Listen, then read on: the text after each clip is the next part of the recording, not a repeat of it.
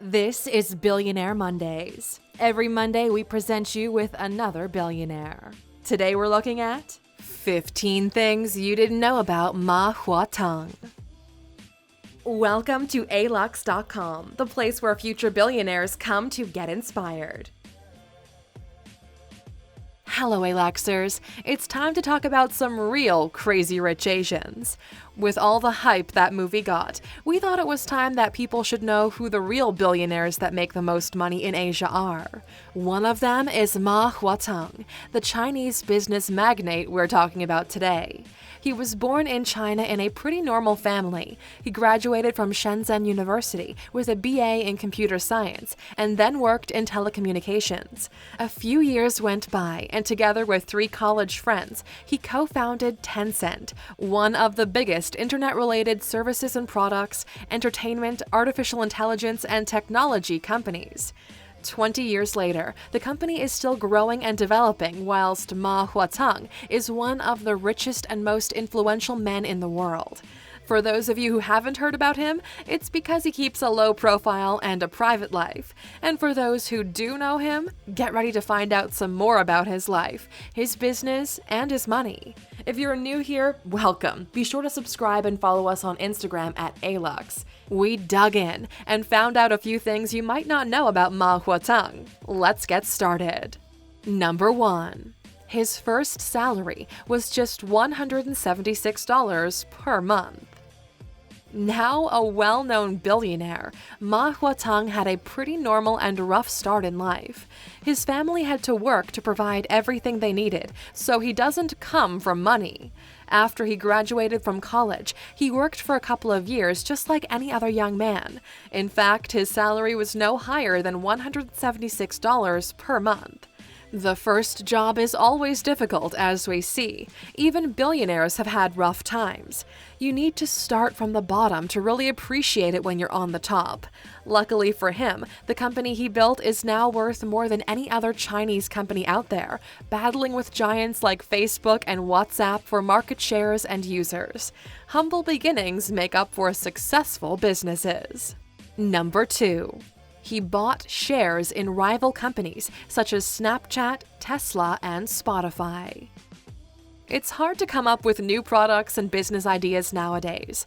With giants such as Facebook, L'Oreal, General Motors, or LVMH, you can't really take a big piece of the pie because it's already divided up. Well, it's not the same in China. When you're targeting your business to such a large market, there's still hope. From such hope, Ma Huateng benefited a few years ago when he launched Tencent. The company has different products in its portfolio, and China, being ruled by the Communist Party, is favoring local products instead of foreign ones. When he launched WeChat and a video game, Honor Kings, everyone started using them because they were the equivalent of Western apps.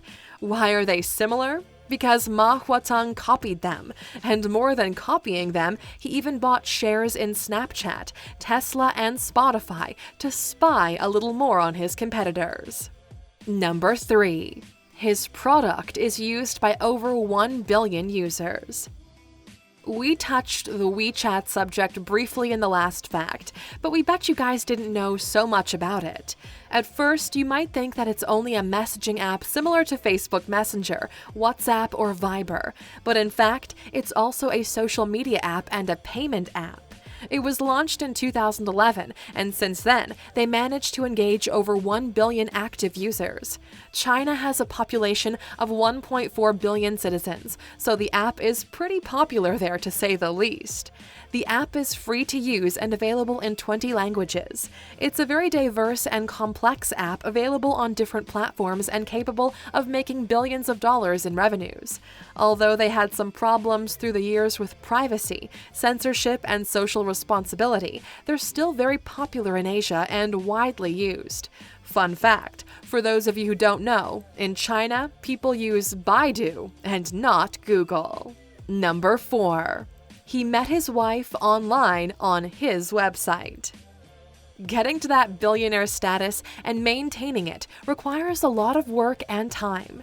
If you commit yourself to your business 100%, you'll almost never have holidays or time for dating. Somehow, most billionaires we know have a partner or a spouse that either came along the way or was there before it all started. For Ma Huateng, the spouse came along the way. He met his wife on the QQ website he created. Her name is Wang Donting, and they have a daughter together. There isn't very much information out there about their married life or their child, most probably for privacy and security reasons. When you control social media apps and teenagers' games, you understand how vital your privacy really is. Number 5. He's the richest man in China, with a net fortune of $35.4 billion. 2018 was a great year for Ma Huateng. After years of being one of the richest men in China, he finally made enough money to be the richest man. In November 2017, he surpassed a lot of rich guys like Larry Page to become the 9th richest man in the world and the first Chinese to enter the Forbes Top 10 Richest Men list. His net worth is now at $35.4 billion, according to Forbes, and takes turns with Hui Ka-yan when it comes to who is the richest man in China. His company has a market value of $491.3 billion and is one of the few companies to reach the 500 billion mark. The next milestone for his business is the $1 trillion value, a success only Apple and Amazon have reached so far. Number 6. He has a difficult relationship with the government. When you work with China or do business with them, you have to abide by their rules 100%. For instance, if you're in the beauty industry and want to sell your products in China, you have to test the products on animals first. Or if you have a browser like Google, you need to apply the censorship rules of China and block certain websites and news, because those are the rules, and if you don't obey, you get kicked out of their market. It's that easy. Ma Huateng is very involved in politics and the community. He cares a lot about his clients and his users, so if the government asks him to censor or forbid something, he will do it. One of the most controversial favors he did was when the government said the game Tencent released was too addictive for teenagers, so they immediately limited game time for teenagers to 2 hours and banned children from logging in after 9 p.m. Although they could support his business and others that work in the internet industry, he still follows their suggestions. Well, I guess if you can't beat them, you join them. Number 7. His company was sued by AOL Yahoo. Nothing in this world ever goes by without some copyright scandals. People are now questioning everything and everyone without understanding that sharing a common ground is not necessarily bad. Everyone knows that China copies everything that's successful at a very rapid pace and rate. Even Tencent has copied some products, and they paid the price for it. 20 years ago, AOL bought ICQ, an Israeli-based product, to find out later that Tencent had copied their product with QICQ. They immediately filed a lawsuit for copyright and won. Ma Huateng rebranded the copied product to QQ, the website he later met his wife on, and decided that from now on he'll use different names for copied products to avoid lawsuits and scandals. Well, I guess inspirations from the West always seem better in this case. Number 8. His main struggle is that he still doesn't understand his customers. Ma Huateng may not have rediscovered social media with his products and his company, but he sure is very much involved in developing and improving them. When you develop a product that's used by so many people in their everyday lives, you kind of feel responsible if they use it for malicious things or to hurt others. Unfortunately, this was the case with WeChat a few times, when some people used the app to plan killings and attacks. Although apps and websites have so many reports and tracking, providing all sorts of info about the users and their behavior, not everything is entirely known. Huateng has mentioned a few times that his biggest struggle is to understand what young people like, and that thought keeps him awake at night. Number 9. He donated $2 billion worth of shares to his charitable foundation. Millionaires and billionaires donate money all the time. They are the first to act on certain causes, and they're the ones that set the examples for others. Charity is very important and beneficial, and when you look at the bank accounts of some people, it even seems obvious. Few billionaires donate as much money as Ma Huateng did. He transferred $2 billion worth of shares to his charitable foundation towards development in the medical, educational, and environmental sectors in China and causes related to those fields. His donation is the second biggest donation in the history of China, because although there are more billionaires in China than the US, they don't give as much money to charity as Americans. But he did previously donate $3 million to earthquake victims and other thousands of dollars for various scholarships. Number 10. He bought a $230 million home in Hong Kong. Billionaires live in luxurious penthouses and mansions. China's billionaires have relocated to Hong Kong and big cities such as Shanghai or Beijing. When he was a child, his parents moved a lot because of work, so he was always on the go. Nowadays, he resides in Shenzhen, but has estates in other cities as well. He recently bought a $230 million home in the woodland between Shek O and Big Wave Bay neighborhoods in Hong Kong. The massive house has 3 stories and over 19,600 square meters. Previously, he bought another home, worth $57 million in the same region. Ma is also an art and car collector. He likes to support Chinese artists and traditional Chinese culture. You want to learn some more about Hong Kong, Alexers? Check out the video on our channel about this amazing autonomous territory and former British colony in the 15 things you didn't know about Hong Kong. Click in the top right corner to check it out. Number 11.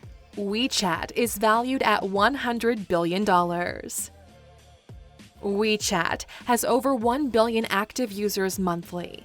Over 100 million of them are outside of China, and it now ranks second behind the well-known WhatsApp. It's a great product and a big money-making app. It's also one of the first apps that's set to appear on Apple Watch, and that's a big deal. The app is estimated to be worth over $100 billion. Tencent invests a lot of money and resources into it, and it looks like it's paying off big time. All sorts of big brands like Coca-Cola are spending big money in advertising on the app. They also sell stickers, games, emojis, and everything you can think of because they know how to monetize their product and their billion users. It's all about the money, and WeChat may be the biggest app ever pretty soon. Number 12. He wanted to be an astronaut. When we're kids, we all dream of becoming great explorers, scientists, doctors, or astronauts. When we're kids, we want to change the world and invent great things.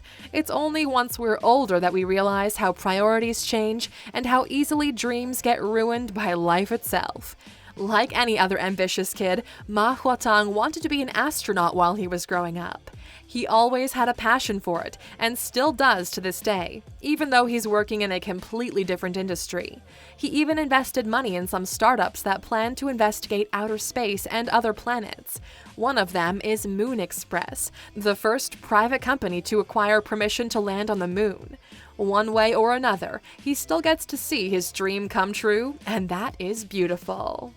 Number 13. People call him Pony Ma.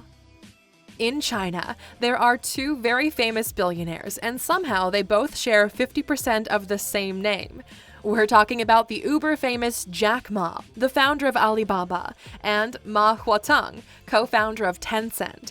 They're both Ma, and they're both from China, because the name is actually very popular as a family name in the country. So, how do we separate them? Well, one has a nickname and the other doesn't. Ma Huateng is often called the Pony or Pony Ma because Huateng is horse in Chinese. So many people call him Pony Ma that even the media picked it up and started using it themselves. His employees call him Pony Ma as well, so maybe we should all call him by this nickname since it's so popular. Number 14. People were paying big money to buy certain account numbers on QQ. QICQ was very successful in China. After the AOL scandal and the rebranding to QQ, the website gained even more popularity among Chinese students. Social media in Asia works a little differently than in other parts of the world. They use them to manage multiple aspects of life, so you can count on them to buy lives, stickers, tools, or anything from it. QQ took advantage of cultural behaviors and their platform exploded. Users were given a unique number generated by Tencent, which quickly became popular as a status symbol. By 2002, QQ account numbers such as 88888 or 66666, because 6 and 8 are lucky numbers in China, were being sold or stolen at high prices on the black market. Some users began registering tens of QQ accounts in one day in order to get their favorite account numbers. Quickly, almost 1 million accounts were made every single day.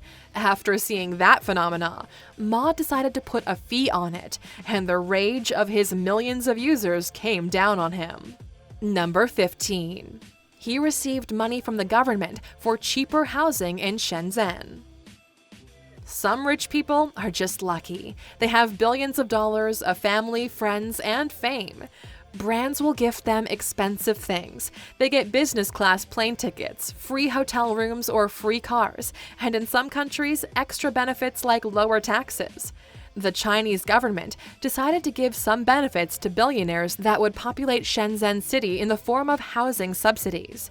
The prices are already too high for a lot of people in that city anyway, so why give discounts to the rich? It looks like this time, the president wanted to let people get rich first, and then make them pay taxes and other fines. Until that happens, they get housing discounts and other benefits. Since Ma Huateng lives in Shenzhen too, he also benefited from the subsidiaries. I guess China has its perks. Well, Aluxers, that's a wrap on Ma Huateng. If you're fascinated by him, then keep an eye on Forbes and Bloomberg lists to see how his fortune fluctuates, and if he gets to hold on to that title of being the richest man in China. Depending on how things go for him, maybe we'll do another video on him in the future, focusing more on his private life that's almost non-existent in the public. So, what do you Aluxers think? Is he shy or just afraid of the backlash and consequences? Let us know what you think in the comments. And as always, for sticking with us until the end, you know there's a bonus. Here it is. Number 16. His employees got 300 shares worth $7,644.73. Most employers don't give a damn about their employees. When you run multiple factories and retail stores, it's impossible to care about thousands of people and their specific needs. All you can do is pay them well enough and make sure they have a safe environment to work in. However, more than that, Ma Huateng offered his employees equity. He gifted them 300 shares worth $7,644.73 each as a Thanksgiving gift. It was quite a splurge, but with that, he got a lot of positive feedback from the media, loyalty from employees, and celebrated the best 18-year anniversary ever. I guess 10 cents is the gift that keeps on giving. Thank you for spending some time with us, Aluxers. Make sure to like and subscribe so you never miss another video. We also handpicked these videos, which we recommend you watch next. Thank you for being an Aluxer, and we'll see you back tomorrow.